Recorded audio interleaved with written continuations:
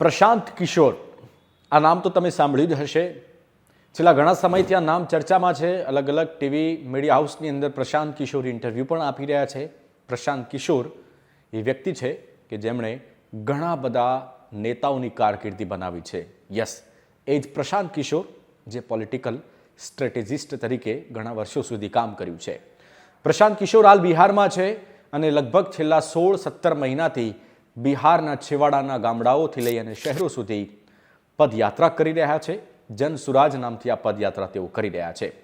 પ્રશાંત કિશોરને લઈને જ્યારે અનેક સવાલો પણ પૂછાતા હોય છે અને પ્રશાંત કિશોર અલગ અલગ જગ્યાએ અલગ અલગ સ્પીચ આપતા હોય છે.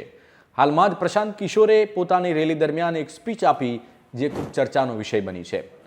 પ્રશાંત કિશોરે પોતાની રેલી દરમિયાન સ્પીચ આપતા કહ્યું કે 2024ની લોકસભા ચૂંટણી ગમે ત્યારે થાય તેવા સંકેત છે, ત્યારે દેશના નાના મોટા રાજકીય પક્ષોએ તૈયારીઓ અત્યારથી શરૂ કરી છે.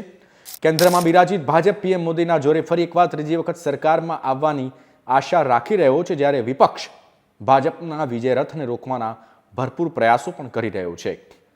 અનેક સર્વેમાં પીએમ મોદીને પોપ્યુલારિટીનો ફાયદો મળવાનો દાવો પણ પ્રશાંત કિશોરે કર્યો છે.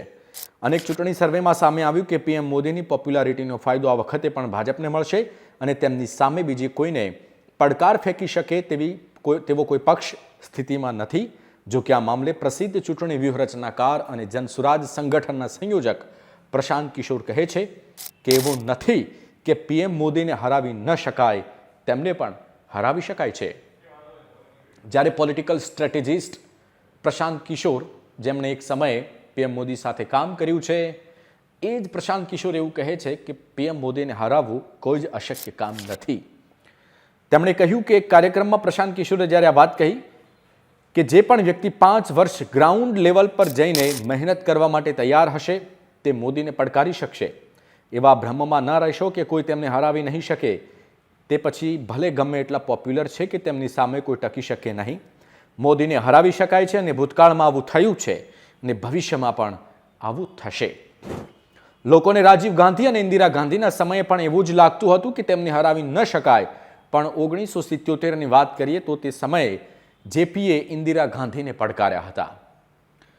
અને 2024માં કેવી સ્થિતિ છે એને લઈને પણ આગળ વાત કરતા પ્રશાંત કિશોર કહે છે કે જે સમયે કોંગ્રેસનો ડંકો વાગતો હતો, દેશની 4000થી વધુ વિધાનસભાઓમાં 2500થી 2700 જેટલા ધારાસભ્યો કોંગ્રેસના હતા.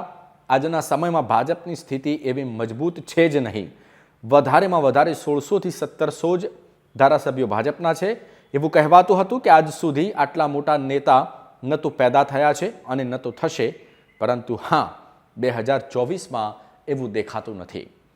પ્રશાંત કિશોરે આપેલી આ સ્પીચ આજકાલ સોશિયલ મીડિયામાં ખૂબ જોવાઈ રહી છે અને ચર્ચામાં એટલા માટે છે કારણ કે બિહારના નીતિશ કુમાર હોય, પશ્ચિમમાં મમતા દીદી હોય કે પછી પંજાબની સરકાર હોય અમરિંદર સિંહની, આપમાં દિલ્હીના કેજરીવાલની સરકાર હોય કે જે તે સમયે પીએમ મોદી જ્યારે ગુજરાતમાં હતા, સીએમ તરીકે ચૂંટણી લડ્યા હતા, તે વખતે આ બધાની પાછળ પ્રશાંત કિશોર એક સમય કામ કરી ચૂક્યા છે.